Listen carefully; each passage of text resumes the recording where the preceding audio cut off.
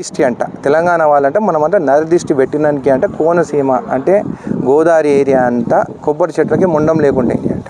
అంటే మా కళ్ళు ఇంత చెడ్డ కళ్ళు అని చెప్పి ఆయన చెప్పడం జరిగింది. నేను ఒకటే అడుగుతున్నాను, నువ్వేమో డిప్యూటీ సీఎం ఆంధ్ర, వచ్చి ఉండేదేమో రోజు హైదరాబాద్లో, మీ రోజు బిజినెస్ చేసుకునేదేమో హైదరాబాద్లో. నిజంగా మాకు నరదిష్టి కానీ ఇట్లా ఒకరు బాగుపడొద్దు అనేది ఉండుంటే మీ ఆంధ్ర వాళ్ళు ఇక్కడ బిజినెస్ చేసుకోగలుగుతారా? ఇరిగేషన్ ప్రాజెక్ట్ చేసుకుంటున్నారు, కన్స్ట్రక్షన్లో మీరే ఉన్నారు. అయినా కానీ ఒక్క మాట ఎవరినన్నా మేము ఏమైనా అంటున్నామా?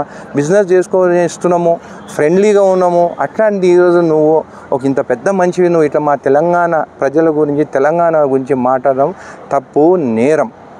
నువ్వు క్షమాపణ చెప్పాల్సిందే అని చెప్పి కూడా నేను తెలియజేస్తున్నాను. నువ్వు ఒక పెద్ద పవర్ స్టారు, నీ గురించి ఏమైనా మాట్లాడితే తప్పు అంటే అది మాత్రం కరెక్ట్ కాదు. తప్పు నువ్వు మాట్లాడినావు కాబట్టి తప్పు అని చెప్తున్నావు. నేను కూడా మీ ఫ్యానే. మొన్న రీసెంట్ మూవీ కూడా ఫ్లాప్ అయిన మూవీ కూడా నీది అట్లీస్ట్ ప్రొడ్యూసర్ అయినా బాగుపడాలని చెప్పేసి ఇక్కడ 800 రూపాయలు టికెట్ పెంచితే కూడా నేను కూడా పోయి నీ మూవీ చూస్తాను. కానీ ఈరోజు నువ్వు సెంటిమెంట్గా మా తెలంగాణ వాళ్ళ గురించి మాట్లాడితే మాత్రం కరెక్ట్ కాదు. ఎందుకు మళ్ళీ హైదరాబాద్లో ఆస్తులు కొనుక్కుంటున్నావు?